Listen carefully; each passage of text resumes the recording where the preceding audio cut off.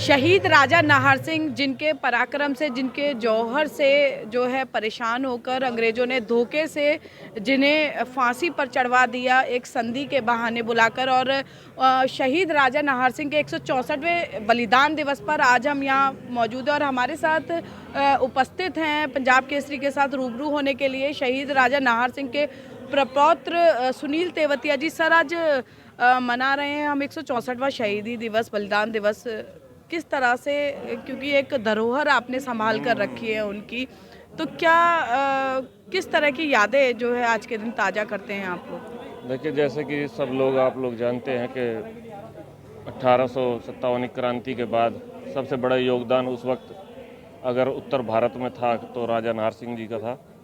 तो अंग्रेज दिल्ली में बल्लभगढ़ की तरफ से कभी घुस नहीं पाते थे। तो जब एक धोखे से, एक चिट्ठी के माध्यम से उन्हें धोखे से दिल्ली बुलाकर और फांसी दी गई 1858 में 9 जनवरी को, तो वो एक स्मृति दिवस के रूप में उनको याद करने के लिए ये हर साल एक आयोजन हम करते हैं परिवार की तरफ से, और बहुत सालों से, लगभग 40 सालों से करते आ रहे। पहले मेरे पिताजी करते थे, उसके बाद मैं करता हूँ। तो इसका सबसे बड़ा फ़ायदा एक ये भी है कि आने वाली जनरेशन्स को ये पता चले कि असलियत में हमारे इतिहास में कौन कौन लोग थे, हमारा इतिहास क्या था, और उनसे रूबरू होने का मौका मिले शहीदों से। जी सुनील जी, 1857 की क्रांति पाठ्यक्रमों में पढ़ी जाती है, लेकिन वहाँ बहादुर शाह जफर का नाम तो सब जानते हैं बच्चे बच्चे, लेकिन शहीद राजा नाहर सिंह को अभी पूरी तरह से आज की पीढ़ी नहीं जान पाई है। तो ऐसे में लगता है कि सरकार को और प्रयास करने की ज़रूरत है, क्योंकि 1857 की क्रांति में अग्रणी क्रांतिकारी के तौर पर शहीद राजा नाहर सिंह को जाना जाता है।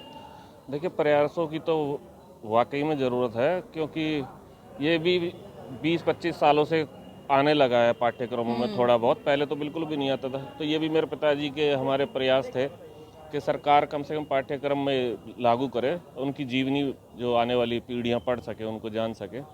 तो आगे भी हमारा प्रयास यही रहेगा, सरकार इसको एक प्रॉपर तरीके से इसको स्कूलों में पाठ्यक्रम में शामिल कराए, जिससे जन जन तक और आने वाली जनरेशन्स को, बजाय हम पाश्चात्य संस्कृति की तरफ जाने के, हमारे बच्चे अपने शहीदों को, अपने देश को पहचाने और जाने। तो ये सबसे अच्छा माध्यम हो सकता है। जी, आज अभय चौटाला जी भी आए और उन्होंने श्रद्धा सुमन अर्पित किए हैं।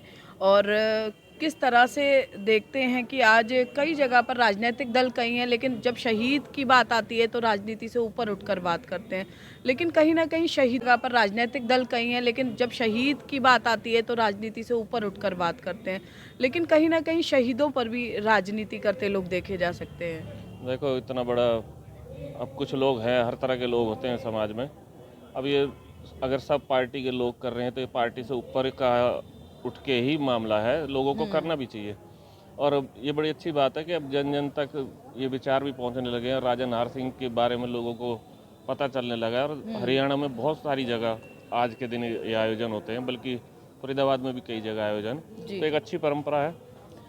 क्या कुछ ऐसी धरोहर, क्या कुछ ऐसी यादें हैं जो शहीद राजा नाहर सिंह की आप संजोए हुए हैं? काफ़ी चर्चा रहती है कि आपने एक वंशज के नाते बहुत कुछ सहेज कर रखा है।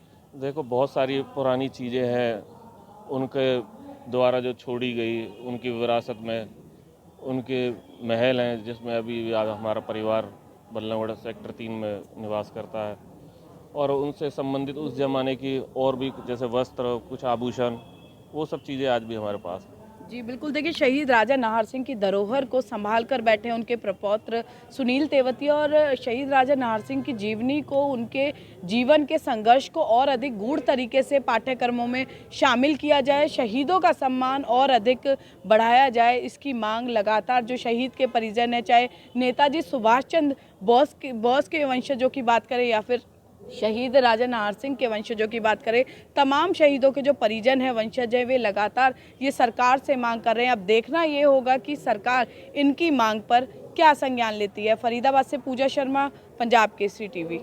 हमसे जुड़े रहने के लिए हमारे YouTube चैनल को सब्सक्राइब करें और नई वीडियो की नोटिफिकेशन के लिए बेल आइकॉन को दबाएं। अगर आप ये वीडियो Facebook पर देख रहे हैं तो लाइक जरूर करें और ज्यादा से ज्यादा शेयर करें। धन्यवाद।